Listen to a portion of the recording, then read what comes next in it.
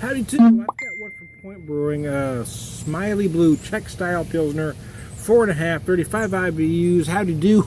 I'm Tom the Beer Whisperer. Oh my God.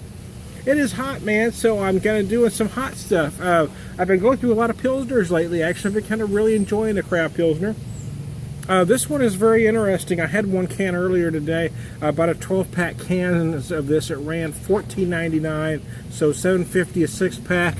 Not a bad price if we're talking about a good beer. 4.5%, 35 IBU. This uses Pilsner malt, Saaz hop. Very simple.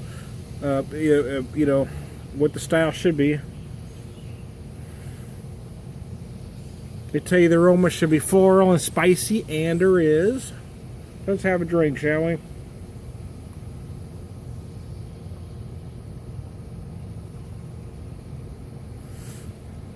Oh, nice. It does have that beautiful spicy finish that you like from a quality Pilsner.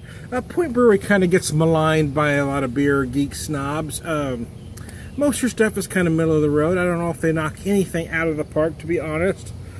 But I have a soft spot for this brewery because they're one of the early craft breweries, one of the first craft beers that I personally had back when I was just a quantity drinking macro drinker. So I do have a soft spot for this brewer. I think they do some nice, solid, if unremarkable stuff. Again, most of their stuff isn't, home runs, but I do think they hit a lot of solid doubles or long singles, if nothing else. You know what I mean? I think they're doing some very good drinkable stuff. I think the stuff is quality if it's not over the top or, again, remarkable.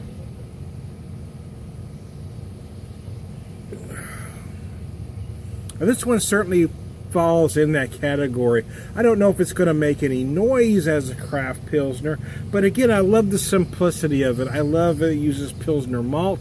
I love that it uses Saaz hops, and I love that it uses nothing else. And I think that's something a lot of even craft brewers tend to go wrong, is that they try to take a simple style and overcomplicate the hell out of it by adding extra malts and extra hops when it's not needed. You don't need to overdo a classic. Do it simple and do it elegant. And I think a lot of food is the same way. I'm a guy that likes to cook, and as I started improving my cooking skills, I started adding a lot of ingredients.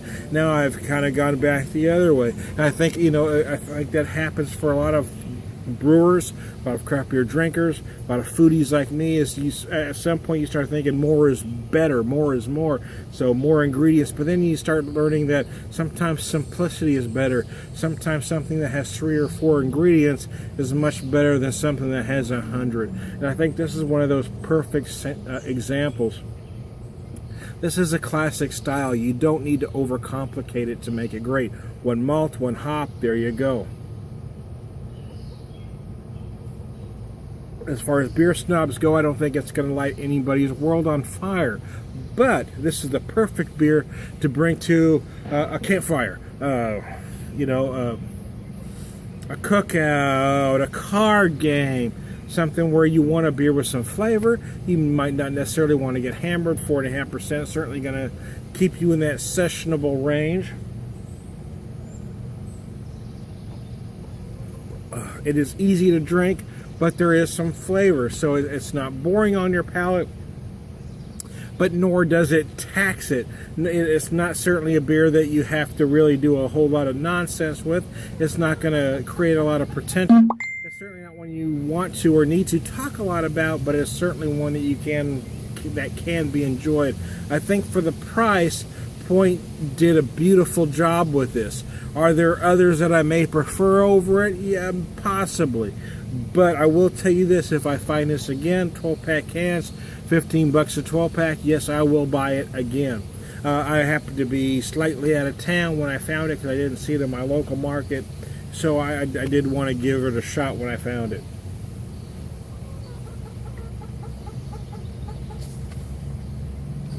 Obviously easy to drink, using my St. Louis Micro Fest Pilsner. I love this glass. The beer is nice. I'm Tom the Beer Whisperer. We'll talk to you later.